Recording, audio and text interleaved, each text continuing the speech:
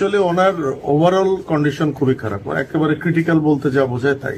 হ্যাঁ, ওনার ব্যাপারে আমরা কোনো আশার কথা বলবো না। আমরা যখন অপারেশন করার জন্য প্ল্যান করতেছি তখন ওনার ভাই, উনি বুলেট প্রুফের সময় ওনার সাথে ছিলেন, উনি কিন্তু বলছিলেন যে বেঁচে নাই, তারপর আপনারা করেন।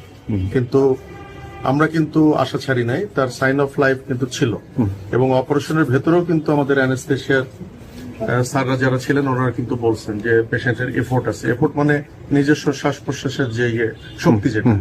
তো উনি এখনো কিন্তু উনি বেঁচে আছেন, কিন্তু এর মধ্যে উনি 2বার কার্ডিয়াক অ্যারেস্ট, ওনার ব্লাড লস হয়েছে প্রচুর, ওনার নাক দিয়ে মুখ দিয়েও ব্লিডিং শুরু হয়েছিল লাস্টের দিকে আমরা ওটি কমপ্লিট করার পর। এখন আমরা পেশেন্টের ব্যাপারে কোনো আশার কথাই বলবো না।